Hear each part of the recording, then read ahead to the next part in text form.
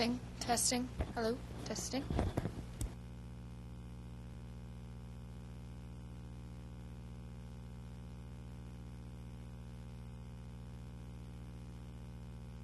In person and not just email. Hi. Welcome. How are you doing today? Good. Great. So you have your jump drive there? Nice. Fantastic. Let's put it in the first drive right up here. And then will you be introducing? Okay. Testing. It's going to be really short, so if you want to just wire him.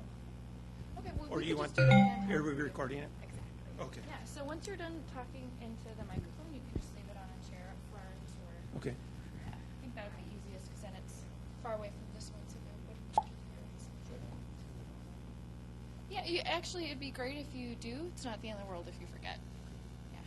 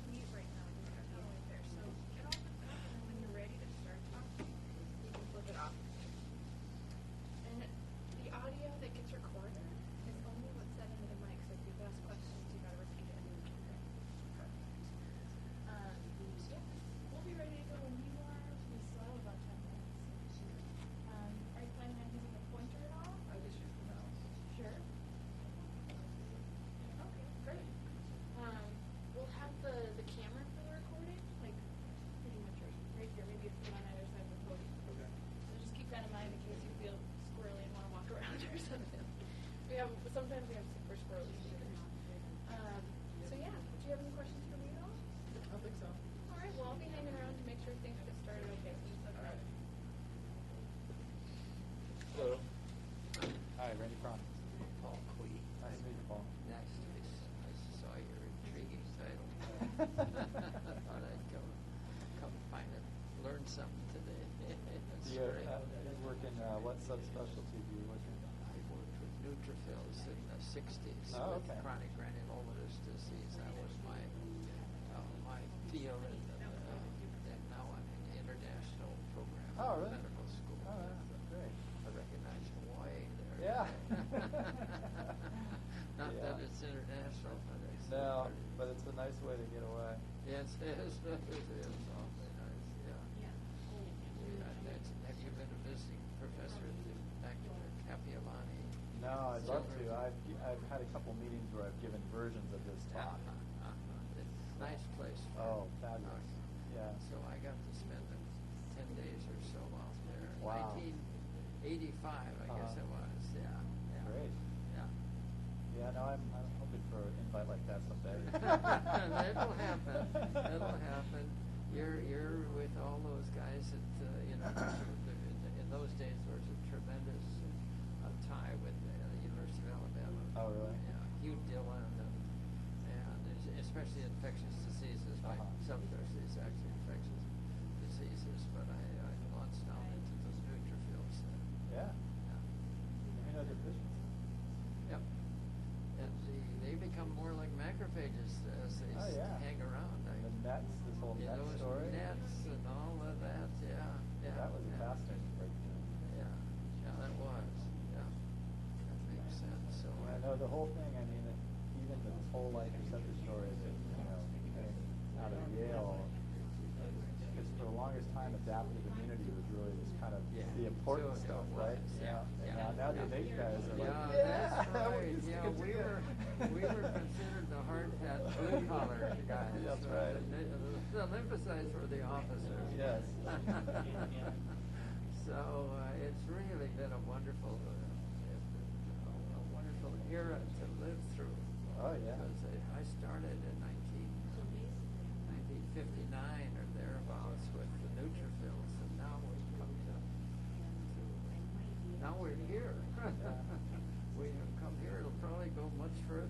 still learning about, Still a learning couple of so years much. ago, these crazy agents, so identified. Yeah, get going. About 2005 when there was another sudden big Yeah. burst with that. Yeah. I still give a talk a year at Jackson Hole and Harry Hill Oh, and do you? those guys. Yeah. That's they another good still- place to visit. They still invite me out. What time of year is that?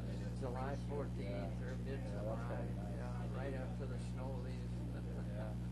Does Ralph Wedgwood ever show up in any of those? Does Ralph Wedgwood show up in any of those? No, Or is he sort of- used to, and he was also in the March of Dimes. I was on with him where we gave away money.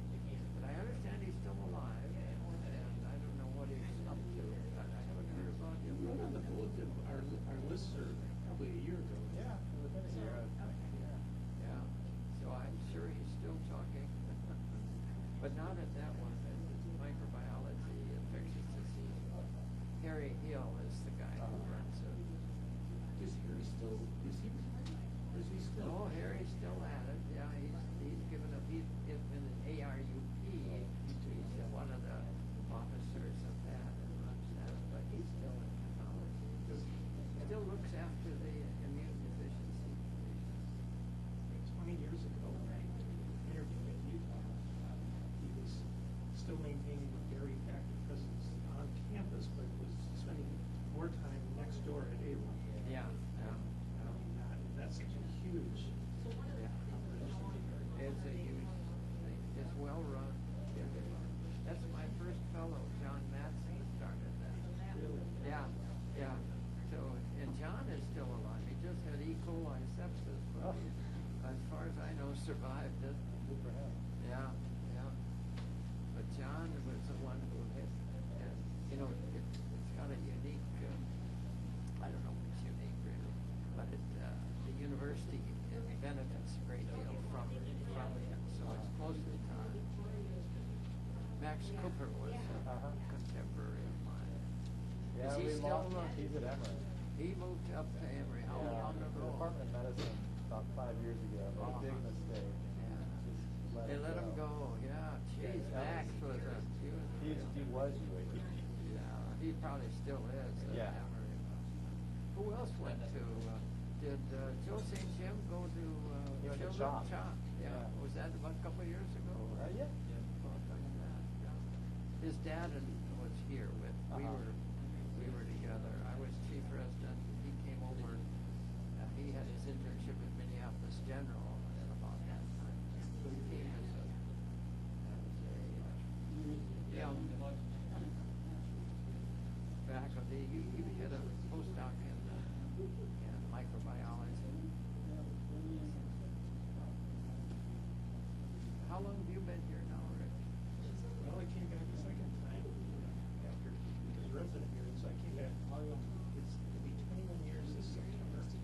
And the small world there was, when I said, I'm thinking of doing P's Room, Ed Kaplan said, well, if you're looking at Seattle, I'll just write the letter. Yeah. I didn't ask him for a letter. He said, I'll write the letter because Ed here knew Ralph. Yeah. And so that was connected. Yeah. And when I got there, the day I arrived, the adult group took a little ride first. And I had to inform them that Ralph wasn't the head of the division anymore. It was Chris. Ralph hadn't told the adult training grant. Oh, I see. So you were the information. Yeah. So they were very worried that everything was going to go wrong. But somehow I didn't completely take the system up there because they hadn't had a fellow in quite a few years. They had tried once on David. So Jane Shaler had been there, and Jane went to Boston. Jane went to Boston. Where did Steve fall into that? Stu, well, I was the first, then second was, I believe, Chihiro Morishima. She was before Stu? I know she grew up. I thought she Well, was no, before she came, no. So it was Lisa, then Stu, and then No, No, she was Chihiro. before Lisa. Lisa was right before me. Well, see, Stu's was backwards, so he went from residency into the lab. Yeah. Then he came out and did clinical. So So his clinical was later. He had, Lisa was right before me. She ended right Lisa when I was a started. resident. She went to lunch with me when I interviewed her. Yeah, but she was a fellow right before me. And Ann was right after. Lisa Filippo. No, not No. Lisa Filippo. That's a whole other story. That's Lisa Filippovich Lisa was Filippovich here. is all over this. Yeah. Was she? Oh, yeah. She's a world expert on this stuff. Lisa's the aerial form. There's a picture of it, a couple pictures of it. Oh, good. Yeah, Yeah, a number of 'cause- people here who know. yeah. That's great. This is Joe Negley.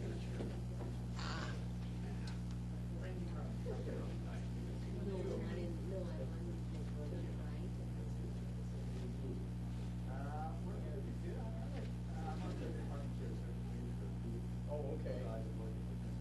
Oh,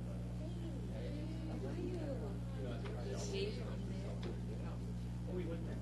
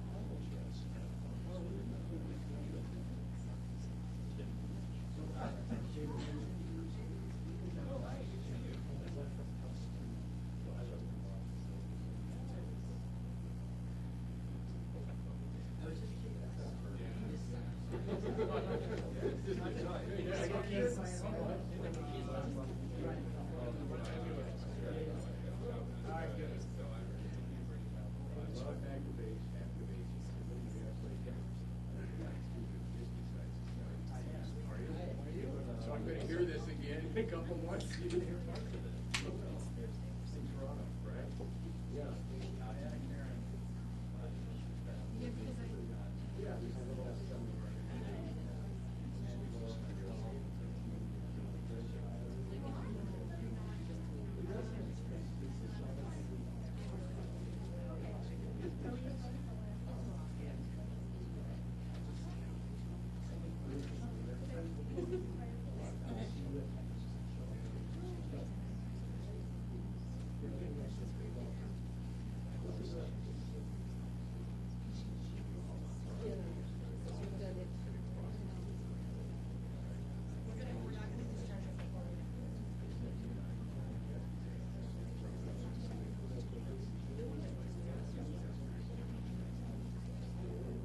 She didn't know. I said, make sure you're not 50.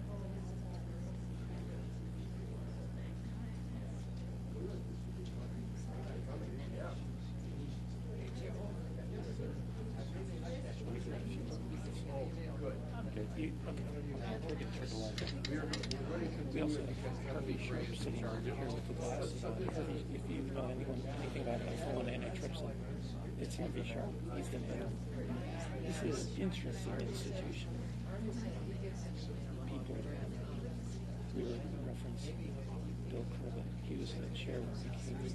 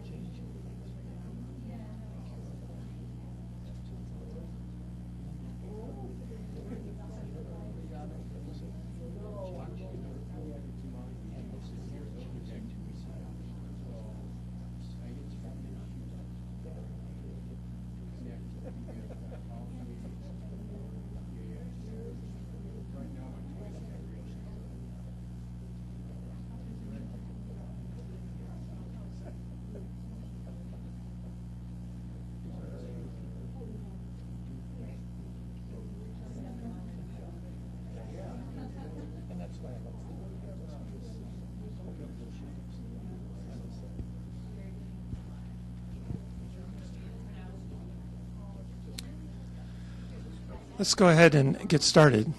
Welcome to Grand Rounds. Pleased to introduce Dr. Randy Cron from the University of Alabama in Birmingham.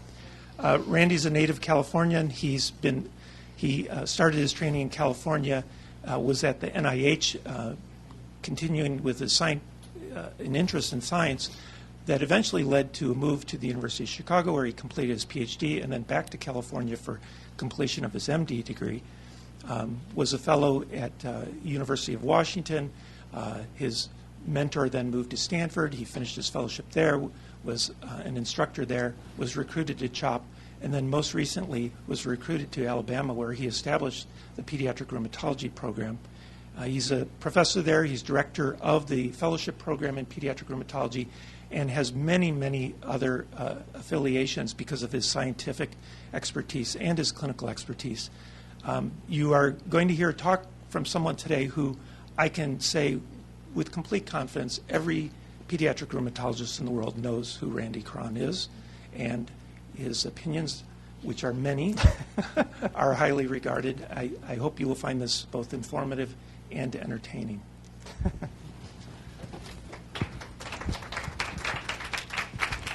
Well, thank you, Rich, and it's a pleasure to be here and speak with you all. And it's a long talk, so I'm going to go through it pretty quickly, but hopefully I get some of the key points across. And this is not Birmingham, as others have pointed out already, and I was talking with Paul. I've had the pleasure of giving versions of this talk a couple times in Hawaii, and I like the memories this bring back, so I just left the font and the backgrounds and all that good stuff. And there are my disclosures, so I do help pharmaceutical companies make decisions about what our kids need, basically. So macrophage activation syndrome. I got interested in this from a single patient, like often happens to many of us. And this was when I was in Philadelphia, and this was a 14-year-old girl who already came with a diagnosis of cytophagic histiocytic paniculitis, which I had never heard of at the time. And she was diagnosed at 6 months of life. And if you can imagine having a fever to about 104 every single day of your life and how miserable that would be, that's what she had. And she had total body paniculitis and lipoatrophy. She made like long-distance runners look morbidly obese. She had no fat. And she was the size of a 7-year-old, even though she was 14. And she'd been through various treatment regimens, and most recently at the NIH had been on a TNF inhibitor, but then had some CNS concerns, so they took her off of that. And before we saw her, she had been on about 1.5 years of acupuncture. And she presented to us with belly pain and a big liver. And this diagnosis, which I saw the word paniculitis, so I said, well, let's give her cyclosporin and steroids.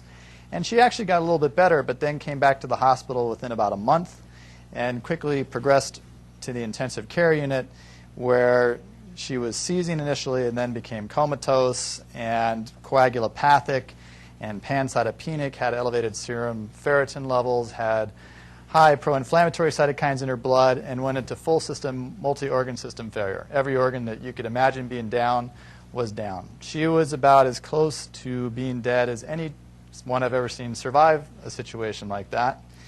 And her bone marrow showed this classic hallmark finding of macrophage activation syndrome, also known as hemophagocytic lymphohistiocytosis, or HLH, of these histiocytes engulfing other cell types.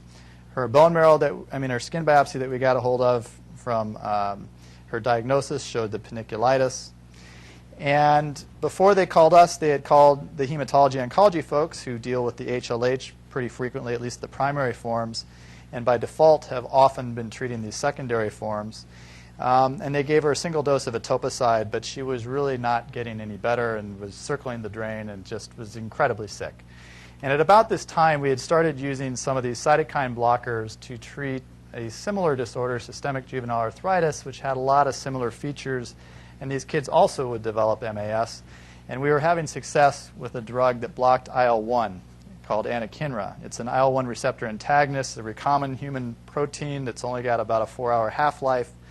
So we figured it's not going to likely do any harm in the short term, and we got nothing else to lose.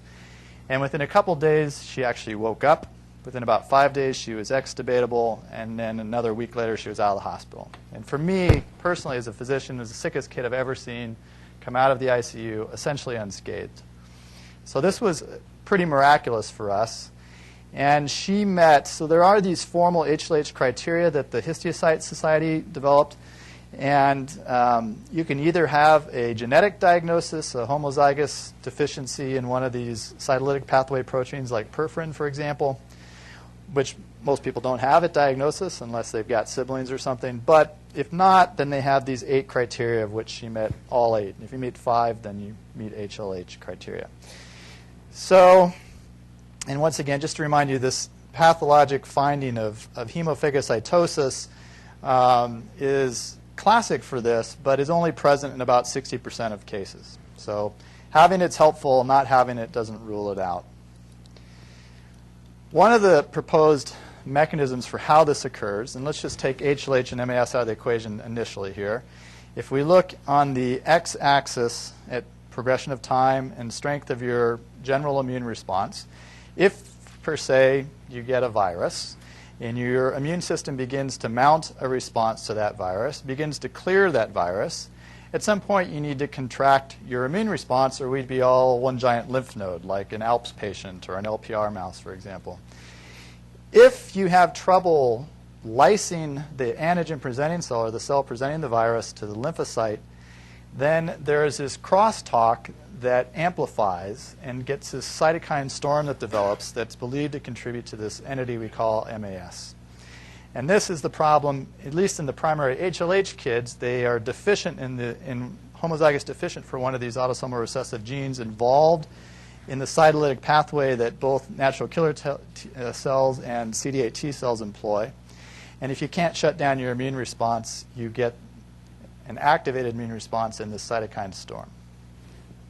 And this was modeled by Michael Jordan, not the basketball player, but the pediatric hematologist who's now in Cincinnati, but did this work in Pippa Merrick's lab in Colorado, where he took a mouse model of this human disease, a perforin-deficient animal. These mice are fine until they get the wrong infection. So not all infections will do this, but in the case of this mouse, LCMV, will trigger this response. So in a wild-type mouse or a normal mouse, you'll get this antigen presentation, gamma interferon going back and forth, but then eventually, through a perforin-dependent mechanism, the CD8 T cell will lyse the antigen-presenting cell, and the process will resolve. But in these deficient mice, they can't do that.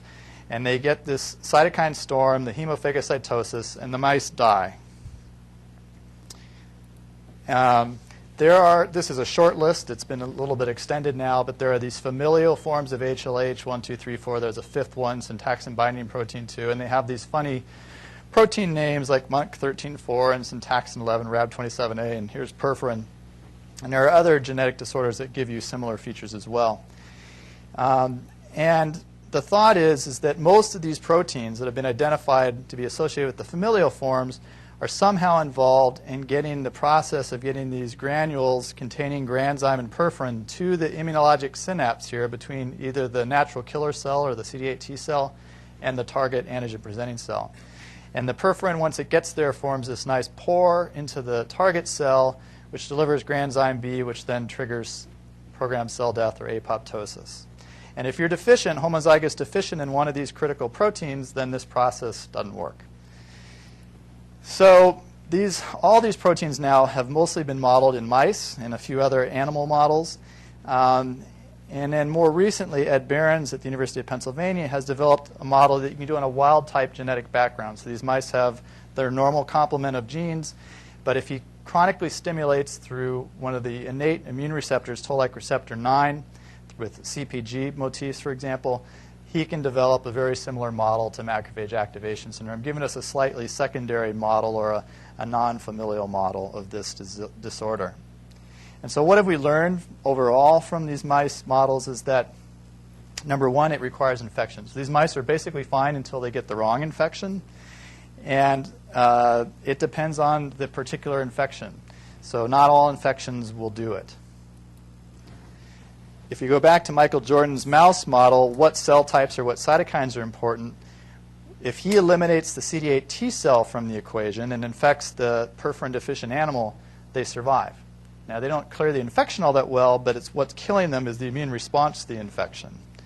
If he also removes gamma interferon, but not these other cytokines that he had tried here, the mice survive as well. But that's one model one genetic deficiency. Another model that's just recently come up from Stefan L. is he basically looked at some knockout animals that humans created versus those that arose by natural mutations, and basically came up with this story that the more defective you are in the ability to perform cytolysis, the more likely you're going to have a severe form of HLH. And so there's this gradient of if you have mild defects in cytolysis, you have less HLH. So there are these primary forms, and here's just a few of the known proteins that contribute to this. And as rheumatologists and as other subspecialists, we deal with many of these other secondary forms. These primary forms, in general, present usually within the first few months, if not first year of life, when they get a bug that triggers this. And these kids need a bone marrow transplant, and they need the etoposide-based HLH protocol to get them there. They need to get rid of the MAS, and they need to be pancytopenic and set up for transplant, or they will die, 100%. So the problem is the protocol itself has got about a 50% 5-year survival. The secondary forms may or may not need something that aggressive, and that's what I'd like to argue today. And in rheumatology, we see this in kids with systemic juvenile arthritis most commonly. The adult colleagues, our adult rheumatology counterparts, because adult onset stills, the equivalent of systemic GA, is not as common. They see it more commonly in lupus. We see it in kids with lupus as well. And we see it in various vasculitides. There are certain infections, particularly intracellular viruses and non-viruses, and particularly members of the herpes virus family members, such as EBV, CMV, HHV6, for example. And there are certain malignancies, mostly leukemias and occasional lymphomas, that can also be associated with this.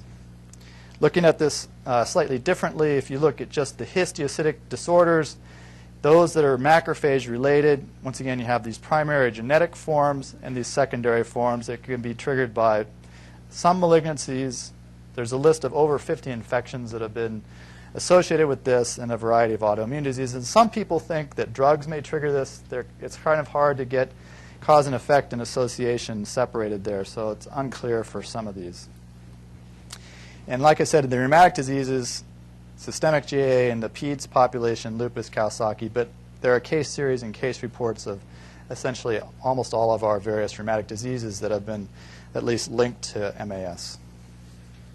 Here's an example with Kawasaki. So Jane Burns is an ID expert in San Diego, and she, for example, has championed the use of infliximab, or one of the TNF inhibitors for this disease. And she came out with this report where she said that about 7% of her Kawasaki cohort were really, really sick. They didn't just have the sickness of Kawasaki, they were really, really sick. So she called them shock syndrome.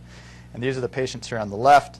And if you just compare their average counts, and here white counts are lower than the kids who were without the shock syndrome. Their hemoglobins were lower. Their platelets are remarkably lower. So even an average of 148 is kind of still in the normal range in many places. But for a kid with Kawasaki, where they're often into the millions, this is not so high. Their sedimentation rates were lower. So this is from the process of consuming fibrinogen. So when you go into a DIC-like picture that happens in MAS, you consume fibrinogen, it actually lowers your sed rate. So in a patient where the C-reactive protein is going up and the sed rate is coming down, this is an ominously bad sign. And here's the correlation here, just on averages. Once again, the CRPs were markedly higher in the sick group, even though the sed rates were lower. And they're starting to see some liver enzyme abnormalities, which we see in MAS as well. So she called it shock syndrome. I would suggest that many of these patients may have actually had MAS. In fact, a group out of Toronto, which included a pediatric rheumatologist on this manuscript, Ray Young, reported 12 kids who had MAS/HLH in their Kawasaki cohort and defined it as that. In fact, even though the primary HLH criteria are often too restrictive for our secondary forms, in fact, if you wait to meet that 5th criteria, they may be dead.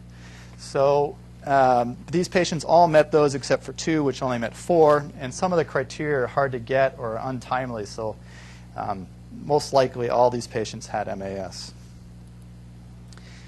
Where we've learned the most about this disorder in pediatrics and the secondary forms are in these children with systemic JIA, which used to go by the name systemic onset JRA. It's basically kids with arthritis and high fevers, typically an evanescent rash, some kind of internal organ involvement, whether it's hepatosplenomegaly, lymphadenopathy, or some type of serositis. And if you read the textbooks, they will tell you that 7% of kids with systemic JA will develop MAS as a complication. And it's often or can be fatal. We did a study in Pennsylvania a while back where we tried to just study how these kids present, because there wasn't any good data out there on how these kids present.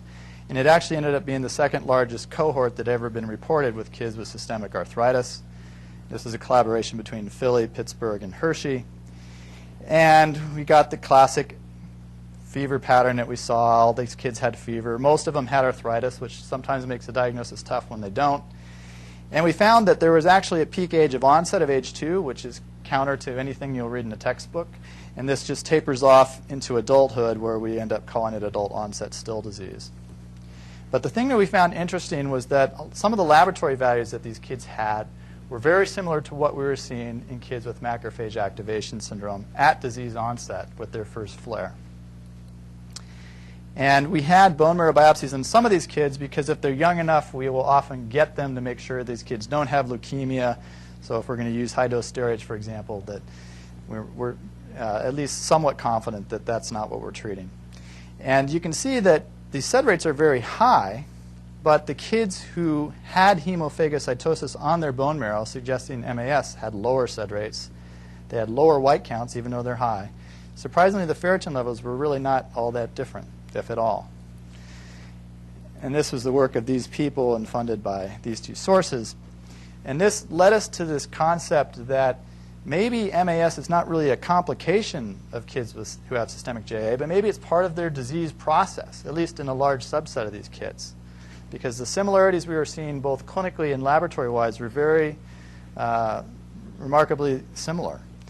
And so Ed Behrens got a hold of biopsy specimens that we had had from inpatients who had been diagnosed with systemic JA in the hospital. Once again, these tended to be the younger kids where we were more concerned about leukemia. And had a hematopathologist target the readings looking specifically for hemophagocytosis more than you would normally expect to see. And when these kids presented, we were smart enough as clinicians to diagnose 2 of these 16 as having MAS while they were in the hospital. However, the reread of these showed that half these kids had either frank hemophagocytosis or overly activated macrophages beyond what you would normally see in a bone marrow.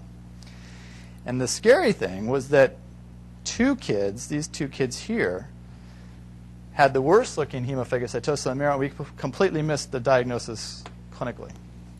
So we developed this concept, and none of the kids that were febrile, non-cancer controls, and there's only 4, had evidence of hemophagocytosis. So we developed this concept that in addition to the 2 kids that we knew had it, there was another 30 to 40% who had kind of a subclinical or occult form, we thought, of macrophage activation syndrome. And so you can imagine that if you have systemic JA and the MAS is part of the disease, you may have kids that you recognize it in and kids who actually have it where you don't. Alternatively, there may be a subset of kids who are predisposed amongst this hodgepodge of what we call systemic JA, which isn't all that well defined, really, that can develop it and those who can't. And some of these kids, as I'll show you in a minute, can actually go on to have an overt form. So just because you have a subclinical form doesn't mean it's safe. And the reason I think there are at least 2 groups is the same kids who get MAS are the same ones over and over again, and there are some kids who never appear to get it in this systemic JA cohort. And then for genetic reasons, I think there are reasons as well. So to me, when people talk about HLH and MAS, it's the same disease along a spectrum. I don't think we're really talking all that different here. There certainly are more genetic components to the familial one, but I think the end common product is the same. And another key take-home point is that MAS is not a diagnosis of exclusion. So you can have cancer. You can have frank sepsis. You can have E. coli growing in your blood.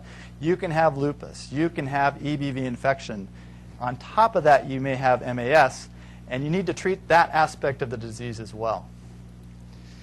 So Angelo Ravelli and colleagues in Genoa, because the HLH criteria were too restrictive for many of these secondary forms, came up with their own, specifically for kids with systemic JA where we see this most frequently. And he shares a lot of the same laboratory features that the HLH criteria do, although he added some liver stuff that's not part of the HLH criteria. And the primary kids get liver abnormalities as well as some clinical criteria like the central nervous system dysfunction, that patient with seizures and coma, hemorrhagic problems, and once again a big liver. And you can see in pink, or whatever this color is, the ones that are shared between the HLH criteria and Angelo's criteria, and then these added clinical ones as well. He wanted to do this in a much more rigorous scientific fashion, and so the first step of this was to get ideas of what are the things that should go into these criteria. And so we got 232 people worldwide who consider themselves expert in treating MAS and systemic JA. Otherwise, they've treated like 4 or 5 of these kids at least, something like that. And we gave them a list of things, and also they could add to the list if they had something. And the top 10, the things that came out, which are probably hard to read, are not just a low platelet count, but a trending falling platelet count. So you could have a normal platelet count, but if it's going from 400 to 200, that's probably not good. An elevated serum ferritin, certainly if you have evidence of hemophagocytosis in the marrow, chronic elevated liver enzymes, fevers, etc. And the next step, and this was the Herculean task, was getting 95 people around the planet in 33 different countries to give us real patient data online. And this is an amazing achievement, I think. This is a lot of kids. Doesn't seem like a lot to some subspecialties. For us, this is huge. And what people did was they entered data on 362 patients that had systemic JA who they felt had MAS, with the kicker that they had to change their therapy based on them thinking they had MAS, because it's a clinical diagnosis at this point. But that was ending up being our gold standard versus those patients who were having active systemic JA flare where they didn't change therapy, they didn't think they had MAS. They may have changed therapy for the flare, but not for aspects of MAS. And then we came up with 346 hospitalized, non-cancer, febrile, other conditions. And this is the data on those kids who we thought had systemic JA with an MAS component. They essentially all had fevers, as you might expect. The liver is involved in the vast majority, so that's probably an important criteria. Many of them had splenomegaly, lymphadenopathy. Many had arthritis. When you start getting down to some of these other organs, the heart, the kidneys, the lungs, these tend to be organs that can be involved but are often late. They're usually not the primary organ. So by the time your lungs are getting ARDS, for example, or your kidneys are failing, you're pretty late into the process, and those are pretty ominously bad signs, but may not be the initial primary insult from the MAS. We got a grant, which was nice, and if you get grants, put the meeting somewhere nice. So we did this in Angelo's backyard at this beautiful several hundred-year-old palace, and the computer modeled based on these groups, the 2 control groups and the MAS group, over almost 1,000 different combinations of clinical features, laboratory features, whatever. And this is what the consensus group came up with, this one single group of criteria. So it comes down, and we haven't published this yet, but we will hopefully at some point. You need to be febrile. You need to have a ferritin over 680, which is not all that high. Many of these kids are in the tens, sometimes hundreds of thousands. Low platelet count, which may be normal, actually, but in the setting of inflammation is relatively low. A mildly elevated liver enzyme here, triglyceridemia, and a fibrinogen, which is in the normal range, but on the low end for someone who's, once again, systemically inflamed. And that criteria set was like 99% sensitive is remarkable, at least for this 364 patients versus the 700 some odd controls. These are, if you can find your favorite pediatric rheumatologist or pediatric hemato-oncologist in here, these are the folks who did a Herculean task of going through all this, and these are the folks who funded it for us. I want to talk a little bit about this scavenger receptor, CD163. It's a haptoglobin receptor. It's a very good marker for histiocytes, and we use it on past specimens to pick up histiocytes that are so chock full of cells that you often miss it on an H&E stain because their cytoplasm becomes so thin. They may be engulfing 20, 30 cells at a time, and this will help you pick it up. There's also a soluble form of this that comes off the macrophages that you can measure in blood. And here's a paper that shows that in patients with macrophage activation syndrome, these values in the blood are notably higher than even patients who are remarkably sick with sepsis or mononucleosis or leishmaniasis. And it tracks with some of our other markers of MAS, like serum ferritin or the soluble IL-2 receptor alpha chain that's part of the HLH criteria. This was the first paper I came across from this group in Toronto where they started using it to stain marrow. So we went back and looked at the few actual bone specimens we had from marrow from the cohort of 16 kids. And you have, macrophages in your marrow, so you're going to have some degree of CD163 staining. It's just how much. And if you look at this guy here, which is initially read as normal, that ain't normal. And on high power, I think it's even more obvious, these two, compared to the background. But this is semi-quantitative at this point, but I think it'll help you look for this. If you're going through the trouble of getting a marrow, please number one, ask your hematopathologist to look for macrophages that are activated or histiocytes consuming other cells, and or to do CD163 staining at the same time. And so we saw it in the 3 kids that we had it, and less so in 2 of the controls. But that is what it is.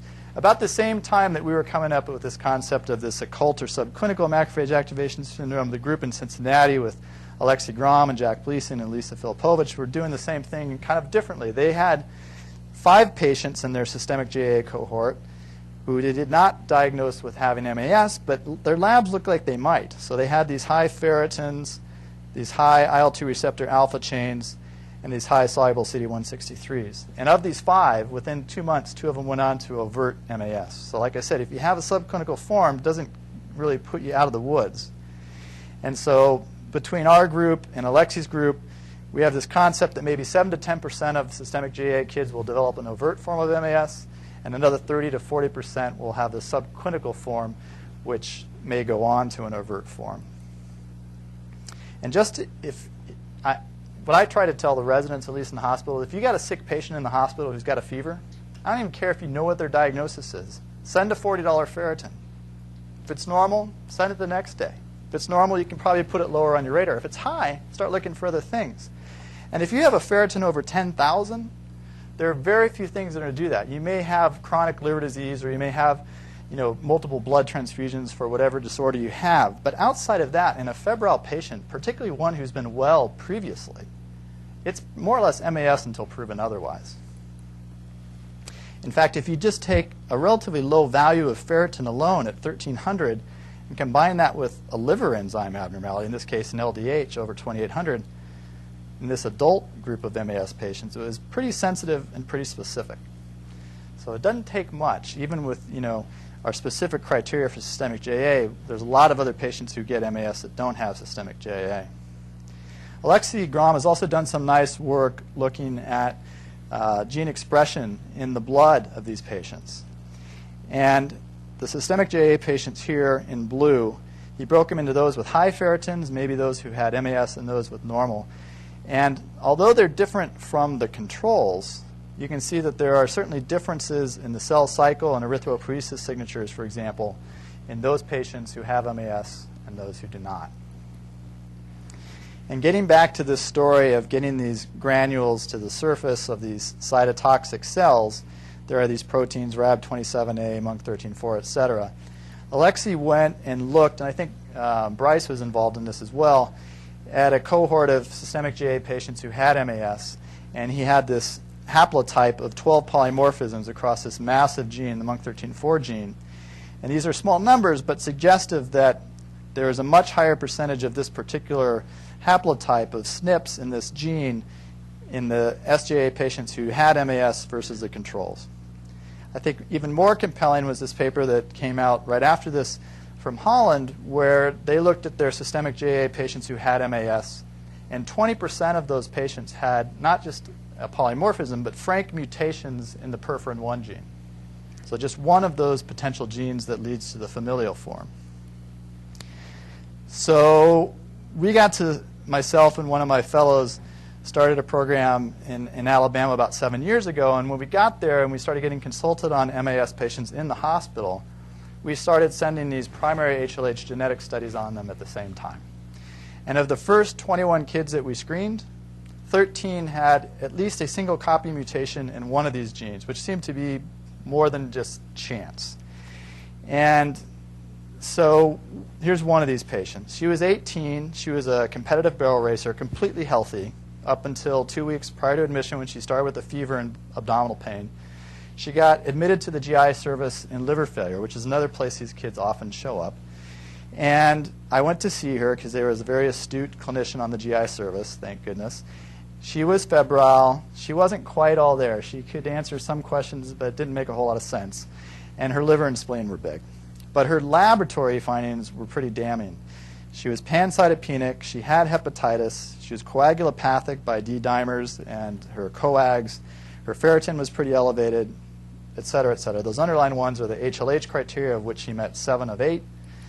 And we went ahead and treated her with a different approach than VP16 or etoposide. Our classic triple combo is cyclosporin, which is actually part of the HLH protocol, high-dose corticosteroids, so about 20 times the steroid equivalent that the oncologist will use in the HLH protocol, and this IL-1 receptor antagonist, anakinra. And clinically, she got remarkably better fast, and her laboratories, you can see, followed as well. So we developed this hypothesis based on all these patients having these mutations that maybe they contribute to disease, even in a single copy. And then you'd have to say, well, maybe it's a dominant negative effect or a partial dominant negative effect. And so Mingsa Zhang in my lab, who's done all this work, his approach was to make copy DNAs of these genes of interest, and for each individual patient mutation to change it by site-directed mutagenesis, and then using a lentiviral construct to introduce either the wild-type gene or the patient's mutated gene into a human natural killer cell line, and then test a variety of functions of that cell line. Here's the lentiviral expression system. It's driven by a powerful immediate early CMVM promoter, and you put in either the wild type or the mutant. We have this viral linker here, so we can also see it as green fluorescent protein.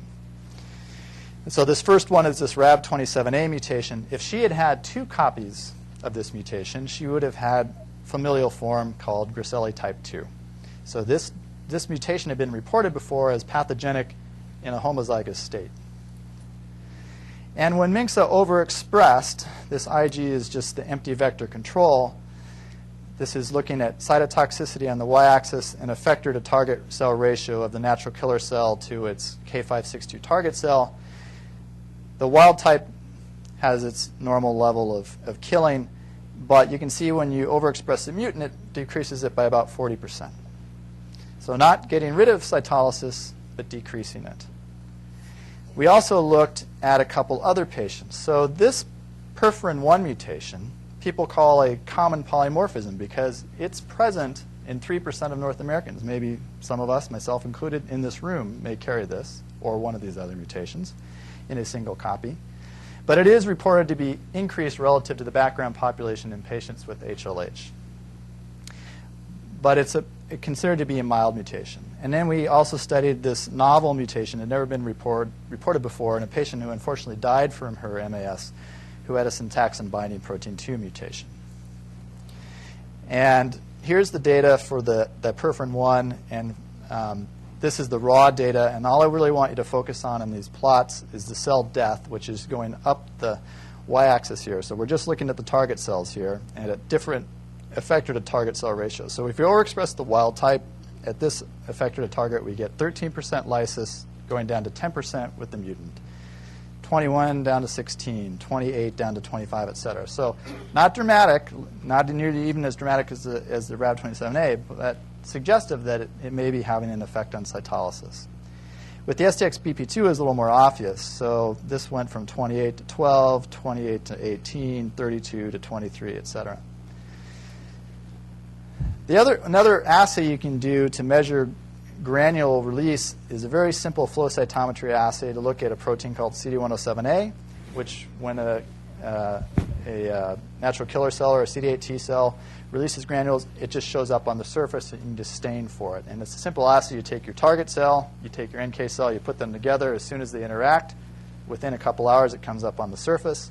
And in the cell that was overexpressing RAB27A, about 40% of the cells by 2 hours were expressing this protein, and that was decreased to 31 in the mutant. we looked at the ability of these cells to conjugate with their target. Was that being affected? And the answer is no. For any of these mutations, it's essentially the same. So in this upper right-hand quadrant, this is labeling one cell, this is labeling the target cell, and these are the cells that are conjugated. When we looked by microscopy, and these are just time shots, here is a K562 target cell being bound by 3 of these natural killer cells, overexpressing the wild type gene. And you can see, at least for 2 of these, that there's polarization, and here we've labeled granzyme B in pink, to this immunologic synapse, or this NK cell synapse. Whereas at this time shot, that's not happening with these 3 binding this target cell for the mutant. So to do this in a more rigorous fashion, Mingsa counted 500 cells per time point, per condition, and then did it blinded. So he didn't know what time point he was looking at, whether he was looking at wild type, empty vector, or the mutant. And I think you can see it easier at the 1-hour time point. So you can see these kind of quarter moons or whatever, and this is where the granzyme B, now labeled in green, is coming up to the immunologic synapse. And you can see that in the mutant down here as well, but you also see more of a speckled pattern. So it's happening less so. And if you graph this over several experiments, you can see, so here's the empty vector where we've just relied on the wild type gene that's already present in these cells. And this is the amount of polarization that occurs. And it's over time. And if you overexpress more of the wild type gene, it actually gets there a little bit quicker. But the mutant gets there. It just is delayed by a couple hours. And lastly, we've started doing binding assays. So why did this happen? So one of the known partners that's in the literature for Rab27A is a protein MUC13.4 that's involved in this cytolytic pathway. And I'm not going to go into the details. It's a very cool, easy way to visualize protein-protein interactions within a living cell. And at the end of the day, the readout is where there's pink is where these 2 proteins interacting. And so you put in the wild-type MUC13.4 gene. In addition, you put in either the wild-type Rab27 gene or the patient's mutation. And I think it's courtesy. If you put nothing in, you don't get any binding because the MUC13.4 is required. But if you put in the Rab27A wild-type, you see these nice dots here where it's interacting with the MUC13.4 and not here as much with the mutation. And if you do this over several experiments, you can see that the Rab27A mutation, there is some binding. It's just decreased relative to the wild type. So it's not an all or none thing. And so to summarize this, these 3 mutations that we've studied so far seem to decrease to various degrees the ability of these natural killer cells to lyse their targets. It impairs degranulation, at least for the Rab27A. I didn't show you this, but people asked us to look at this. There's no effect on intracellular gamma interferon or granzyme B levels, and the conjugation seems to work just fine. But the polarization, or getting these granzyme-containing granules to that interaction with the antigen-presenting cell or the target cell, appears to be delayed. And it may be in part delayed by its inability to properly bind MUC13.4. And so for this patient, for this one gene mutation, I would suggest that it probably is somehow contributing to her presentation of MAS.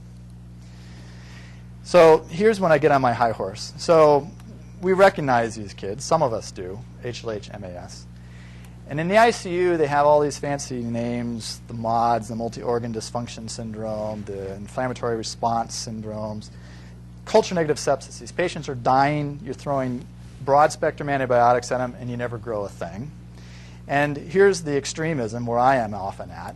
If you got a fever and you're in the hospital with an elevated ferritin, you need to start thinking about this. And that may be a lot of patients. It does occur in adults, and the adults are catching on to this as well, particularly the rheumatologists. And there, like I said, lupus is more common than adult onset still, so they're going to more likely see it. But they see it in other diseases as well. And their clinical features are virtually the same as what we're seeing in kids. These neuropsychiatric problems, pancytopenia, sick livers, elevated serum ferritins, coagulopathy, et cetera. So we looked at a lupus cohort who got bone marrows for severe cytopenia. So lupus itself causes cytopenia when you're sick. But when it's severe, they sometimes get marrows on these patients. And you can see those who had clinical MAS had the obvious findings of higher ferritin, SLEDAI as a disease activity. They were sicker. They stayed in the hospital longer, in the ICU longer, et cetera. But the interesting thing was the initial reads, once again, on their pathology specimens was only 14% having hemophagocytosis. When they asked the pathologist to go back and look at them, specifically looking for hemophagocytosis, not adding any stain or anything else, and this is biased because they know they're looking for it, but nevertheless, that number goes way up. And if you add the CD163 staining, it goes up even higher. So if you send the marrow, please ask your hematopathologist to look for hemophagocytosis and have them do, if you have the bone itself, a CD163 stain. And the biggest difference between those with MAS and those who didn't have MAS wasn't so many hemophagocytes they saw per high-power field, but of the ones they saw, those patients with MAS, they were chock full. They were much larger, and you can do very nice measures of these and get some good statistics on it. So, an interesting finding. This was a paper that came out in 2010 that really caught my attention, and it described, in small part, the H1N1 epidemic of 2009. And this came out of the pathology group at the University of Michigan, where they had 8 patients die in their hospital from H1N1. And these were people my age or younger, like 30, 40, 50-year-olds who were dying from H1N1. And all of them had significant hemophagocytosis on their past specimens. It didn't matter where they looked. And they didn't look for this initially, so in retrospect, they had some features, some laboratory features and some clinical features of MAS, but that wasn't the initial goal of this.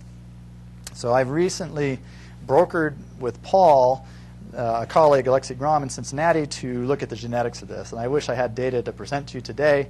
The data is being lined up, but we don't have the data. But my hypothesis is that we all get exposed to these viruses. Many of us get these viruses, but very few of us end up in the hospital and or die from these pathogens.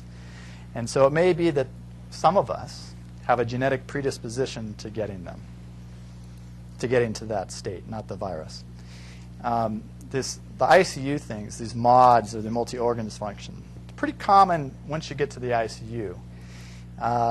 And a lot of these things that get labeled as SEERs or MODs, you can imagine occur in these patients with MAS. And the mortality is not good.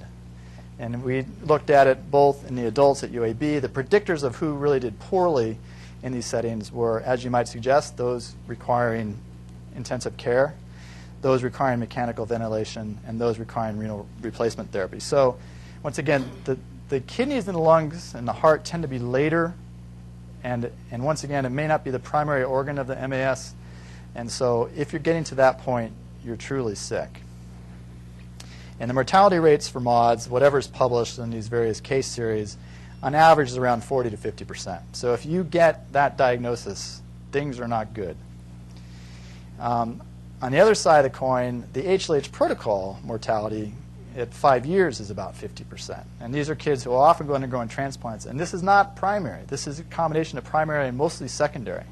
So it's a very toxic protocol, and we'll talk about that in a little bit. So I talked a lot about some of the pathophys in the presentation, but how do we treat this disease? Or how do I suggest we treat this disease? So the pediatric rheumatologists in France learned early on that high-dose steroids are often very good for these kids. These are very small numbers, and in general, I tend to use them. They're also huge infectious risks. And in those patients who didn't do well on just steroids alone, the addition of cyclosporin was very helpful, and that, like I said before, is actually part of the HLH protocol as well. There are some very small reports where Cytoxan has been helpful for kids with MAS or severe systemic JAA. And here's the HLH protocol and its mortality.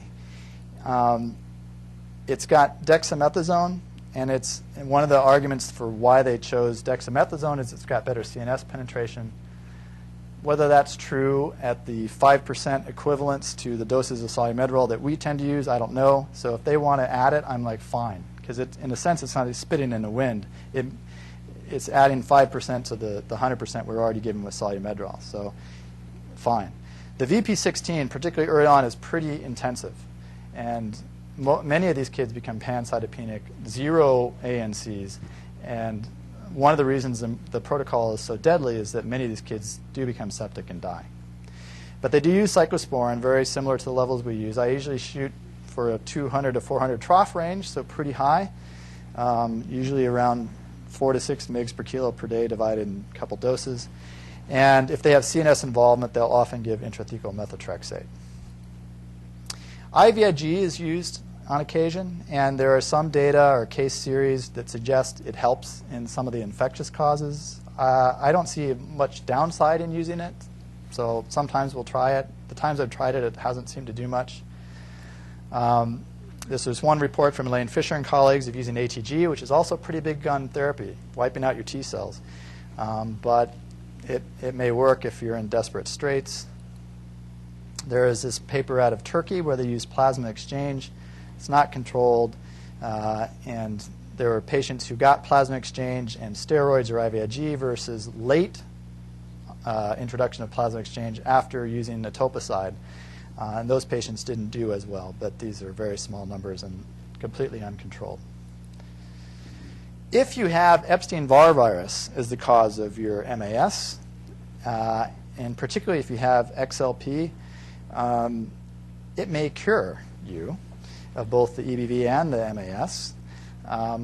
I've used it in some kids who have had EBV who didn't have XLP, and it hasn't worked. But once again, I'm not saying don't use it. It may be worth your while.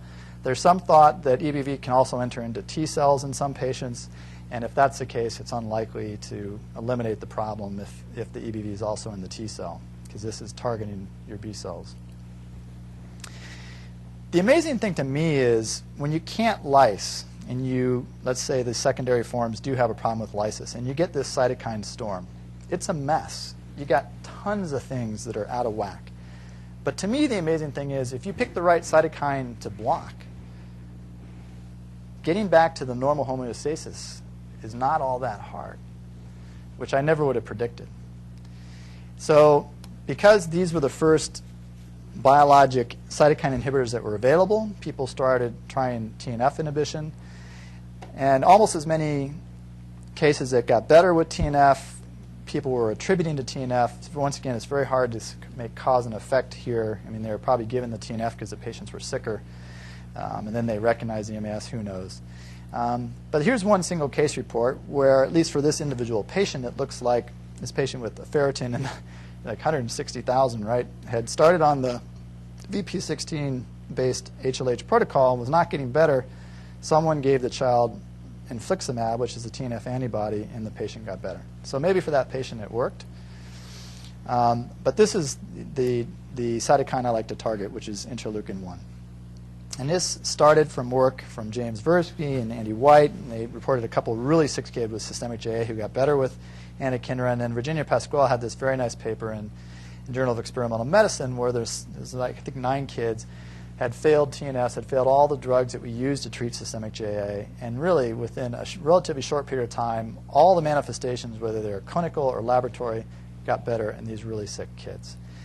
And she did some nice gene expression profiling on them and showed that, and these individual asterisks correspond to the exact same patients. So if you go 1 to 1, 2 to 2, all in a line. This is a set of genes she's displaying here, and you can see the pattern. Essentially, once they get treated with the anakinra, goes back to a much more healthy pattern. So it's not necessarily hardwired in these cells. You can revert that with a cytokine inhibitor. Peter Nigrovic and colleagues also collected patients worldwide from about 11 different centers, I believe, of, okay, anakinra is a good drug for treating systemic JA in the sickest of the sick. Why don't we use it from the beginning? There's a crazy idea. And those kids do really well, too. In fact, these kids in red never even saw a drop of steroids. Of those who did receive steroids, they were able to taper them off right away. And there may be these windows of opportunity where we really need to hit these kids early and hard and then take things away, as opposed to the old pyramid approach of just adding up and letting the disease get out of control. And maybe beyond a window of opportunity that these drugs are going to help as much as they do up front. I'll skip that. So this is the concept we have here, is that I have, at least, is that IL-1 is in excess. IL-1 receptor antagonist is not. And anakinra, the drug, short half-life, recombinant protein, it's just giving more of it. So if it works, it usually works fast. So you're going to know within 48 to 72 hours if it's helping either clinically or laboratory-wise. And if it's not working, you can stop it and it's gone. So a remarkably in my opinion, high benefit to side effect ratio medication that's going to, when it works well, and you're going to know it quickly. This was the first case report where someone specifically used anakinra to treat MAS as part of a child with systemic JA. And then Pivy, Maitunin, and Ed and I reported these 12 kids who were failing a combination of high-dose steroids, IVIG, and cyclosporin or etoposide. And after they got anakinra, all 12 of them, their MAS resolved. There's IL-1, this same drug, anakinra, was used in sepsis trials back in the early 90s. Maybe this was the next drug to treat sepsis. And it turned out that in this very nicely 700-patient randomized double-blinded placebo-controlled trial, that it didn't meet the primary outcomes. It came close, but it didn't. It made many of the secondary outcomes, but it didn't help. But what Beta did was she called up Stephen Opel and said, can I just go back and ad hoc look at your data? And she broke patients out into those with very high ferritins or low ferritins, or in this data here, those who had liver dysfunction and evidence of coagulopathy by their labs. And they were pretty sick patients. And what she found was that if you took those who didn't have evidence of MAS, those in the green here, that whether they got anakinra or not had no effect on their survival. But if you took the subset of patients who had evidence of hemophagocytosis, at least defined by hepatobiliary dysfunction and coagulopathy, that those patients who got anakinra, their survival was markedly better than those who did not. So once again, even if you have sepsis, a subset of those patients may also have MAS that may benefit from something beyond endless amounts of antibiotics. IL-6 block also works well for CAA, so that it might also work for MAS. I've tested a few times kids who have failed other things, so it's not the drug, and it hasn't worked for me, but I know some people think is also good for MAS. And so at the end of the day, in terms of treatment, so how I think are good. You have to be how long you use them, because particularly if you have indwelling lines, you're just setting yourself up for infection. I also like cyclosporin to specifically go after the lymphocytes. And if I can, I avoid cytotoxic drugs if I can at least try 48 to 72 hours of the IL-1 blockade. So take-home messages, there is this cytolytic machinery, and the same genes that are involved in the primary familial autosomal recessive forms of HLH, I also believe are involved in at least a subset of patients that we see as MAS, and it may have the same pathologic process ongoing. It's just not as severe in terms of the cytolysis defect. There is a cytokine storm that develops, and if you hit the right cytokine, I didn't show you data for this, but the mouse models show that IL-10 is pretty protective as well. Not blocking it, but overexpressing it. And then Ed Behrens has this kind of concept. So the hematology oncology folks get called in the NICU or in the PICU to see these familial forms. We get, in the ICU docs will see the sepsis forms, and the rheumatologists will see these MAS. And there's a whole variety of different ways you can treat this. But it's, once again, the MAS is really not a diagnosis of exclusion. And you go ahead and treat the sepsis, or you go ahead and treat the infection, the EBV. But don't forget about treating the cytokine storm if that's there as well. Because IL-1 blockade does work. It's not just our group. Other groups have started publishing on this as well. This is one of my favorite quotes. This is, I think, particularly germane to pediatric rheumatology, where we don't have the numbers, we don't have the experience, we don't have the organization to do randomized double-blinded placebo-controlled trials. So we do a lot of doctor anecdoting. But there are some things that just kind of stick out. And my final take-home points, get some serum ferritins. I mentioned this before. There's very little downside. It's a relatively cheap test. If I'm not sure, I often just start treating if the other physicians involved are okay with this with anakinra, because you may get a lot of benefit, and I haven't seen a whole lot of downside in the short term. And you need to monitor the labs that are going to help you decide whether it's helping in addition to their clinical scenario. Anakinra was initially going to be this great rheumatoid arthritis drug because the companies go after adult diseases because they're much more common.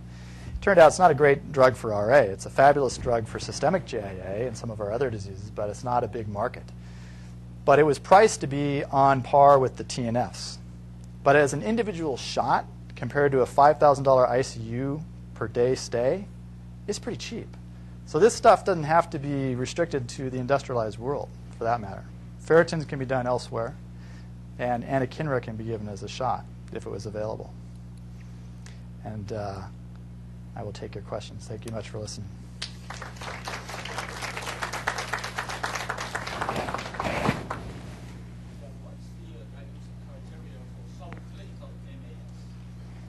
Yeah, so like I think Angelo's, this effort that we've done for systemic JIA is very good, but it's just for systemic JIA. So from subclinical MAS.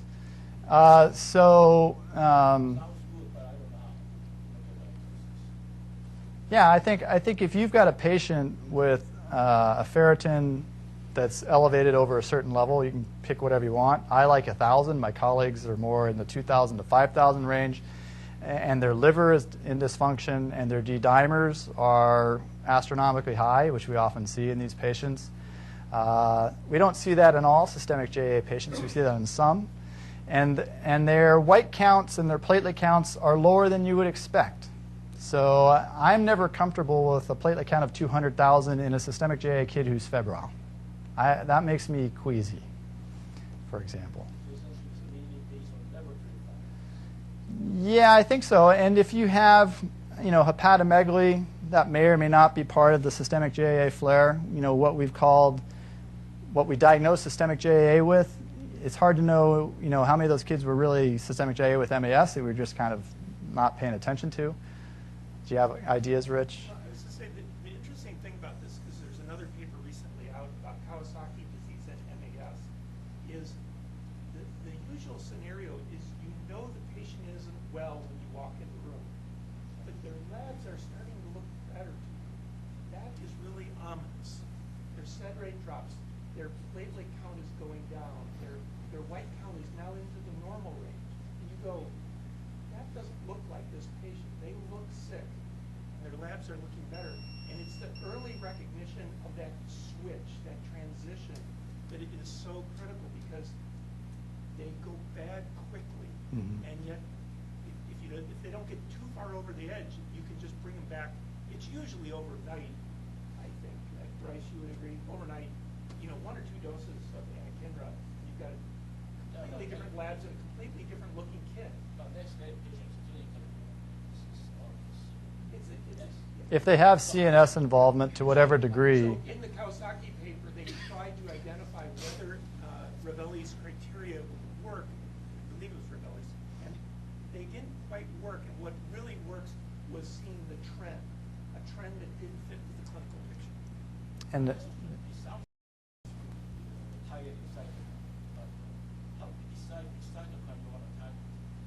yeah. I like IL-1 because it works, and the TNF doesn't always work, and IL-6 may or may not work. I don't know. And until someone does a trial, we actually have a promise from Sobi to do a small trial to look at Kineret specific or anakinra. There's, like I said, pediatric rheumatology, we're happy to even have medicines, let alone know what we're doing. I wouldn't say it blindly because I know it works. I mean, I don't have. If we depended on a clinical trial in pediatric rheumatology to treat our patients, we would send 90% of our patients home the instant we met them.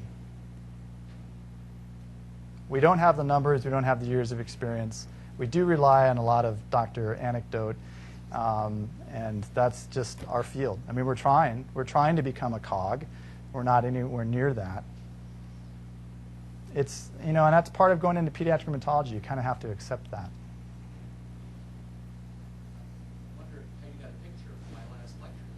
Well, a couple questions. Is there any information, even anecdotal, about the impact of pregnancy on the natural history of MAS? And then a related question, what's known about Tregs in this syndrome, both in terms of pathogenesis and possibly a therapy? I mean, is there dysregulation? Yeah, those are both good questions. The pregnancy, I have no idea. My adult colleagues who study this more than I do could maybe tell you. The Tregs are starting to be explored in the mouse models. Ed's starting to look at that. And like I said, IL-10 is very important. So in Ed's mouse model, where he repeatedly stimulates through TLR9, on a wild-type background at least, they get all the clinical features and laboratory features of MAS with the exception of no hemophagocytosis. And you can slice a mouse up 8 billion ways and look and just not find it. The instant he blocks IL-10, they get sicker and the hemophagocytosis crops up. So IL-10 and the macrophages themselves may be helpers. They may be trying to shut down this mess that's going on. It may not be something you want to specifically target with the topicide, for example. But hopefully we'll know a little bit more about Tregs and other IL-10 producers from Ed in a little bit.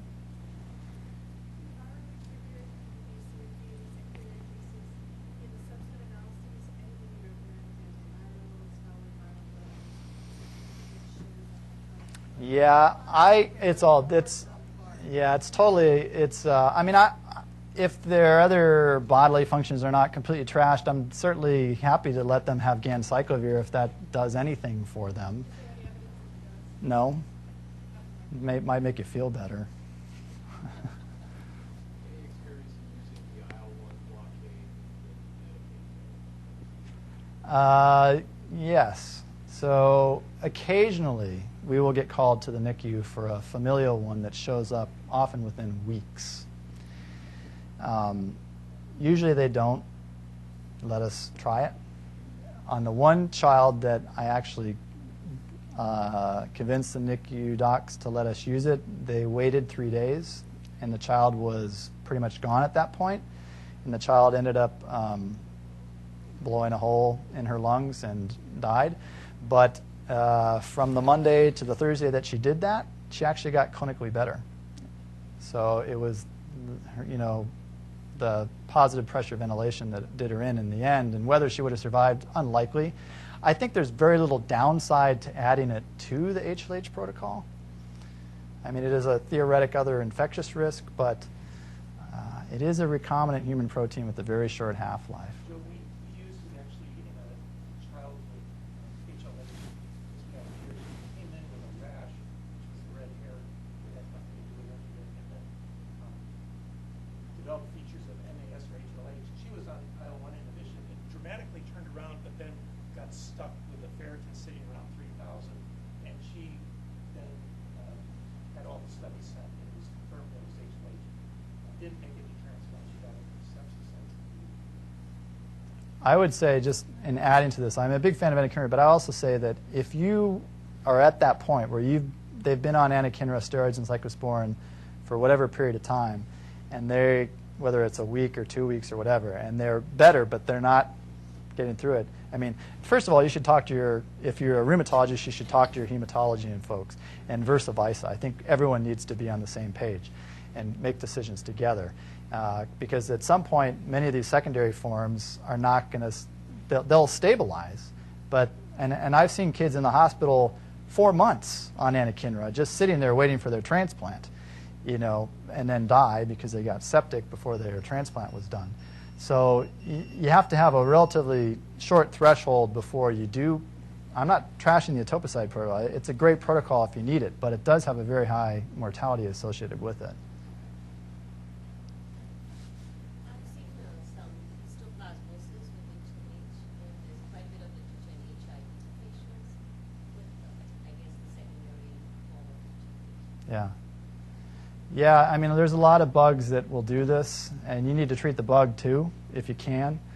And I do actually HIV research in my lab as part of what my lab does, and I've been to some of these meetings, and many of the clinical HIV researchers are not all that familiar with this. Some are, some aren't.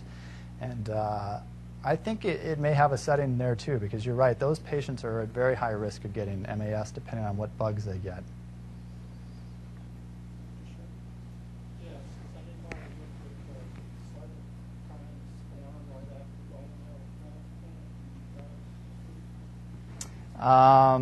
It's a good question. I know that kids with systemic JIA who were severe, who were failing all other therapies before the cytokine blockers were available. In Holland in particular, and other parts of Europe, in the UK and in France, were undergoing bone marrow transplant. And of those who had MAS as part of their prior to transplant, they all die. So my guess is that the bone marrow transplant probably does contribute in part to the cytokine storm. The other place I've heard of this is going off and on the pump.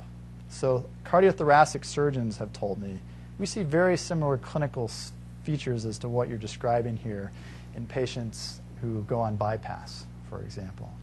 So I think there are many ways to get to this end common pathway. They don't have to be, I just study the cytolytic stuff because that's, you know, an obvious one and kind of was obvious to me based on some of the genetic stuff we saw. But I think there are a lot of different ways to get there. But I do think, you know, I don't know if anyone, to answer your question more directly, has specifically looked at that. But I'd be kind of